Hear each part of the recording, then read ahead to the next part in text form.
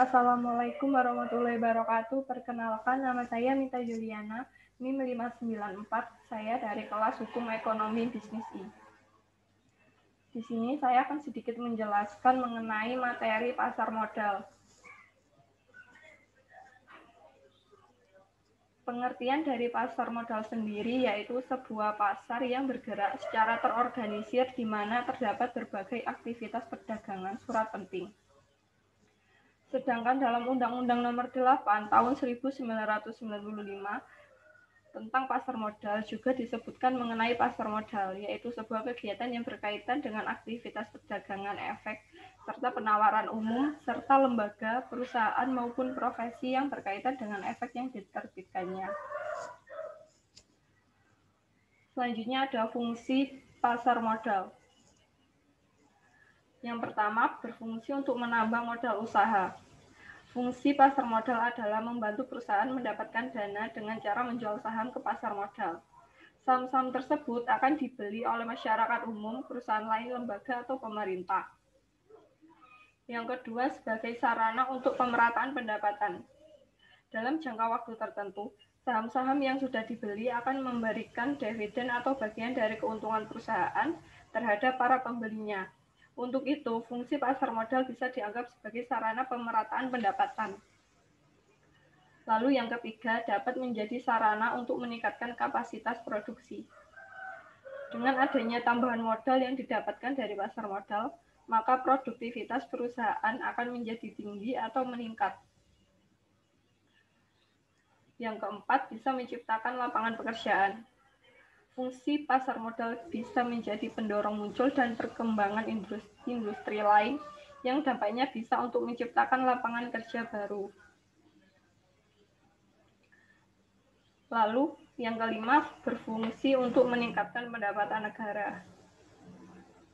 Masing-masing dividen yang diberikan kepada para pemegang saham akan dikenai pajak oleh pemerintah. Adanya tambahan pemasukan dengan pajak ini akan meningkatkan pendapatan untuk negara. Lalu yang terakhir, sebagai indikator perekonomian suatu negara. Kegiatan dan volume penjualan atau pembelian di pasar modal yang meningkat dapat memberikan indikasi bahwa kegiatan bisnis perusahaan dapat berjalan dengan baik. Begitu juga sebaliknya. Lalu selanjutnya ada peranan pasar modal. Peran pertama yang dimilikinya yaitu sebagai lembaga perantara keuangan selain bank. Sarana untuk melakukan transaksi jual beli surat-surat berharga atau saham yang memang legal dan terbuka untuk siapa saja.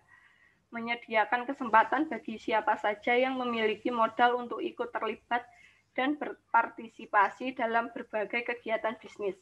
Sebagai ganjarannya, nanti berpeluang untuk memperoleh keuntungan.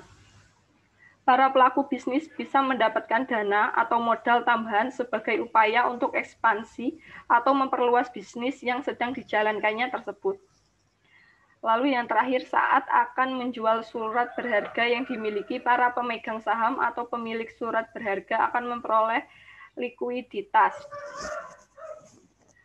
Lalu selanjutnya ada tujuan dari pasar modal.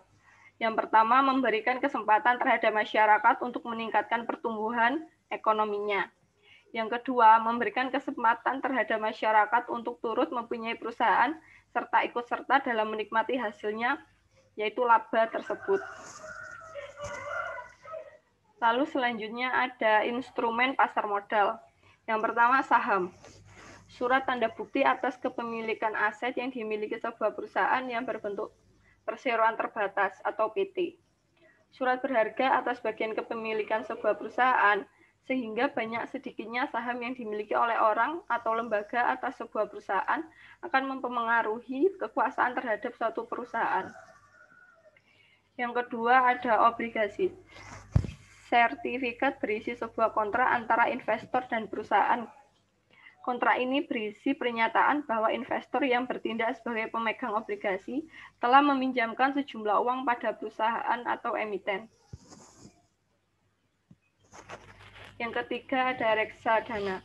Jenis instrumen pasar modal selanjutnya yang merupakan sertifikat yang menjelaskan bahwa pemiliknya telah menitipkan sejumlah dana kepada perusahaan reksadana untuk dikelola oleh seorang manajer investasi profesional. sebagai modal berinvestasi di pasar modal maupun di pasar uang. Lalu yang keempat ada instrumen derivatif. Sekuritas turunan dari sebuah sekuritas lain seperti saham dan obligasi, sehingga nilai instrumen derivatif sangat bergantung dari harga sekuritas lainnya. Lalu selanjutnya ada pelaku pasar modal. Yang pertama emiten, yaitu perusahaan yang melakukan emisi, baik yang berupa saham atau obligasi. Yang kedua ada investor, yaitu pemodal yang akan membeli atau menanamkan modalnya di perusahaan yang melakukan emisi. Lalu ada yang ketiga ada penjamin emisi, yaitu lembaga yang menjamin terjualnya saham atau obligasi sampai batas waktu tertentu dan dapat memperoleh dana yang diinginkan emiten.